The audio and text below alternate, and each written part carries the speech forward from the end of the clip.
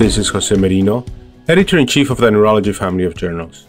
The Neurology podcast provides practical information to neurologists and other clinicians to help them provide better care for their patients. Thanks for listening and have a great week.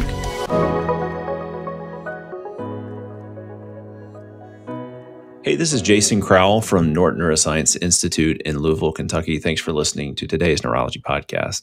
Today we have Ben Rome joining us. Ben is a primary care physician at Brigham and Women's Hospital and a faculty member at Harvard Medical School, and he is a recent co-author of a paper that was published in the New England Journal of Medicine titled Reforming Pharmacy Benefit Managers, a Review of Bipartisan Legislation. This was published November 2nd, again in the New England Journal. And thanks for joining us, Ben. Glad to have you with us today.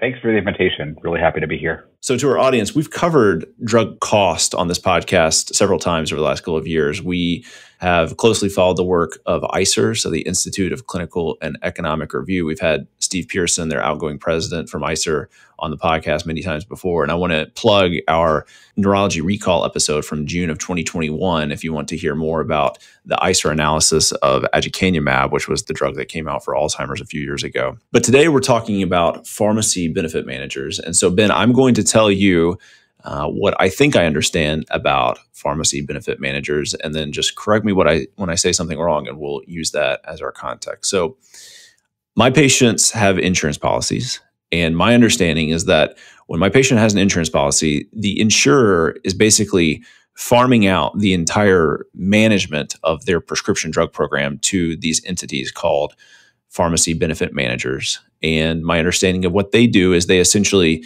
negotiate with drug makers on behalf of these insurance plans, and they determine what the drugs will cost the insurance company, and they determine how much the patient will have to pay to get that drug. And this kind of interaction is manifest in the formulary that they create for my patients. So they make a table that says, these are the easiest access drugs, these are harder to access, these have better copays, these have higher copays.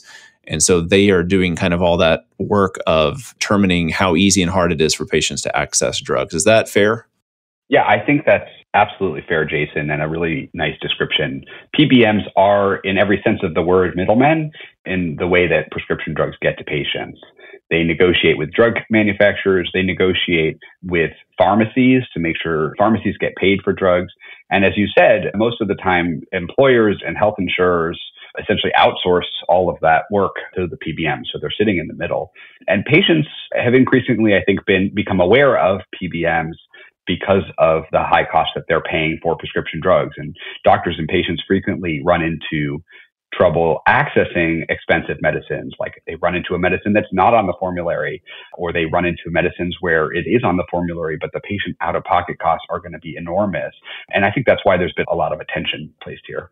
Right. And so we're talking about this today because a lot of drugs are high priced, and there's a lot of investigation as to why that happens and what we can do to make it better for patients and to just society at large. But we're talking today about ways to improve pharmacy benefit managers and the way that they function in the system. Why have they been scrutinized thus far? So, Jason, I think there's two answers to this. And the first is patients and doctors are experiencing high drug prices and realizing increasingly that the complex supply chain, including PBMs, can influence a lot of how much patients are paying for prescription drugs. And that's the answer that really is just recognizing some of these complexities and wanting to solve these to make sure that what patients pay at the pharmacy when they go pick up their medicine, which drugs they're going to be able to access, sensible to doctors and to patients.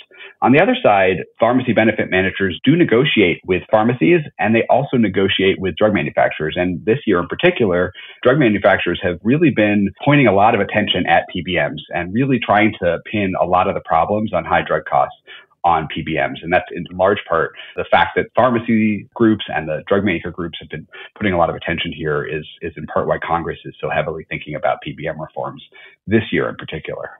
Great. And so what you do in this perspective piece is you basically pull out a couple of reform bills that were introduced in 2023, a couple of Senate bills and a House bill, and you point out some of the different policies within these bills that could change how things operate. And so what I was hoping we could do is just go through some of these different policies and talk about how those would work and maybe why they wouldn't work. So in no particular order here, one of the policies that you discuss is in regards to rebates and making those transparent. So first of all, what's a rebate and why are they not transparent, I guess? Drug manufacturers set the prices for their products, and PBMs are the ones on the front lines negotiating for lower costs of those drugs. But typically, this doesn't result in lower prices. Typically, drug companies offer rebates, essentially payments to the PBMs to lower the cost of the drugs that offset some of the cost of the drugs. These rebates have increased a lot in recent years, and for some classes of drugs, including some in neurology, there's drugs that have a lot of rebates where the actual cost of the drug borne by the PBM is a lot lower than what the sticker price is set by the manufacturer.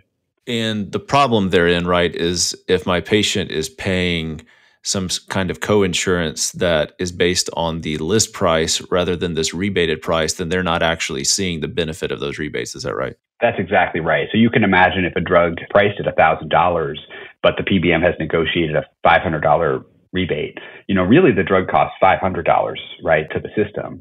But you're right that if patients pay co-insurance or have a high deductible health plan, which a lot of people do, they might be paying some cost that's based on that $1,000 price tag. So the 100% pass-through rebate provisions are variable in these different bills, but unfortunately, most of the bills are not actually proposing passing the rebates directly onto the patients who use expensive drugs. They're really proposing making sure that the PBMs are passing 100% of the rebates that they negotiate on to the employer or health insurer, who can then use those costs to lower costs of drugs overall, usually by lowering premiums. Basically making sure that PBMs aren't skimming off the top when they negotiate that rebate. Great. Another policy that you all discuss has to do with spread pricing. Can you explain what spread pricing is? Spread pricing is a strategy that PBMs have used to make money, whereby they pay pharmacies for drugs at one price, and then they charge the insurance company or employer more, and they get to keep the difference. And this has particularly been problematic for generic medicines, so lower cost medicines that, really should be inexpensive to the individual patients who pick them up at the pharmacy.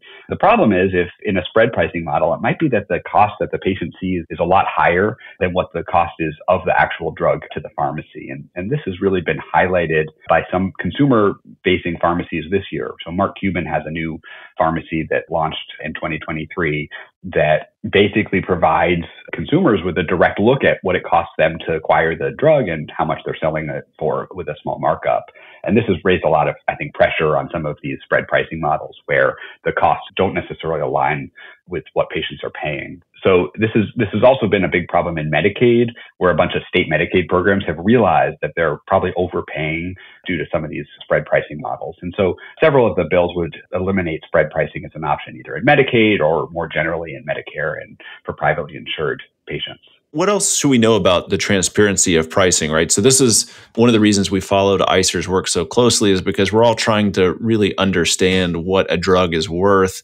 And it seems like with these rebates, it's really hard to figure that out because we don't really know how much is being paid for it. So any other thoughts on the transparency of these drugs and the rebates? I think the lack of transparency of drug prices has been really frustrating. It's frustrating to me as a researcher who wants to study this. It's frustrating to patients who pick up drugs. It's frustrating to doctors who don't know what drugs cost.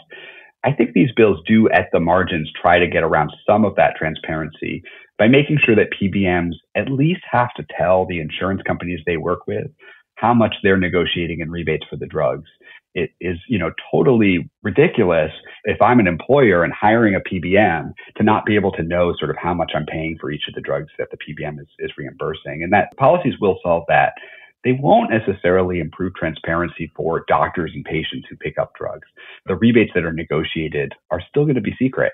And so I think while these bills get at some level of improved transparency, I'm not sure that individual neurologists or other doctors and individual patients who take these medicines are going to see some of those transparency measures manifest themselves. One of the aspects of this that is honestly quite confusing to me that comes up in your pieces in regards to vertical integration of pharmacy benefit managers with pharmacies themselves. So I send prescriptions all the time for my patients to different pharmacies, and oftentimes those pharmacies have the same name as the three largest PBMs out there. So CVS Caremark, OptumRx, Express Scripts. I think most of our audience who's prescribing medications will recognize these names. But I don't quite understand the distinction between, are these pharmacies or are they pharmacy benefit managers? And I thought that the managers are supposed to be the middlemen between the pharmacies and the insurers. How does this work? In recent years, PBMs, which were traditionally sort of independent entities, all of the big three PBMs that you just listed, which together account for about 80% of the PBM market, now work with, are co-owned in the same company as health insurers and as pharmacy networks, either specialty pharmacies or retail pharmacies, like in the case of CVS. CVS Caremark is the PBM, and then we all know about CVS retail pharmacies, and then CVS has its own specialty pharmacy as well. And then CVS has merged with Aetna, a big health insurance company. So all of these are different components of obviously a parent company. It does raise some concerns in the sense that the PBMs are supposed to be negotiating how much they pay pharmacies for the drugs. And if the same company is both, negotiating for the lowest reimbursement rate on the PBM side and trying to get as much money as possible on the pharmacy side, it does raise some questions. And independent pharmacies in particular have been really concerned about this because PBMs have steered patients towards using their own pharmacies.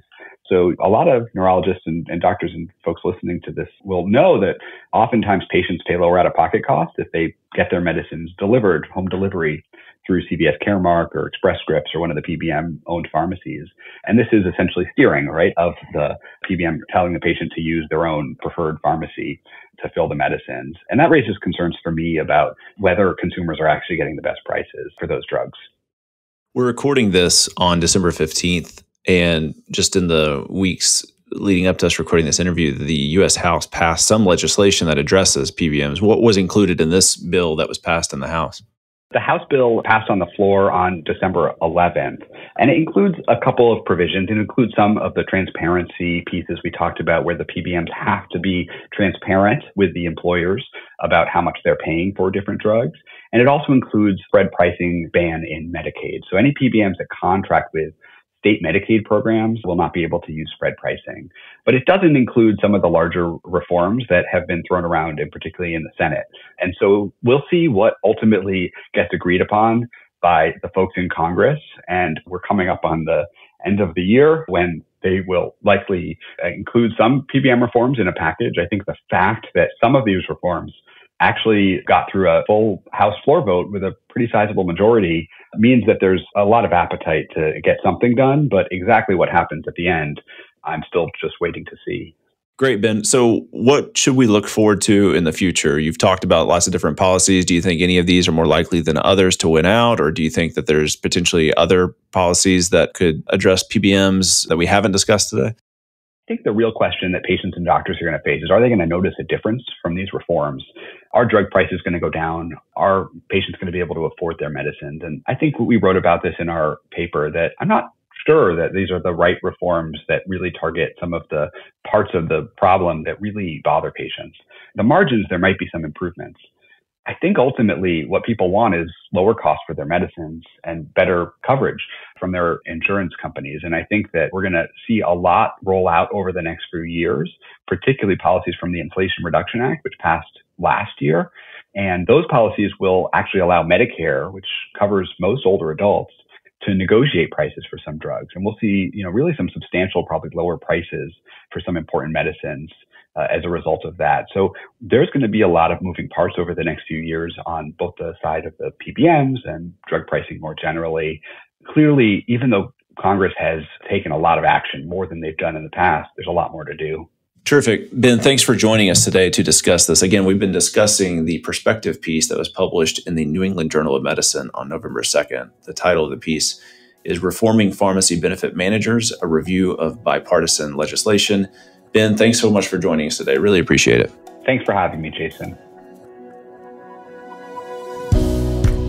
This is Stacey Clardy, your podcast editor. If you've enjoyed the podcast, please take a few moments to subscribe, rate, and review the Neurology Podcast through Apple Podcasts, Google Podcasts, Spotify, or wherever you listen.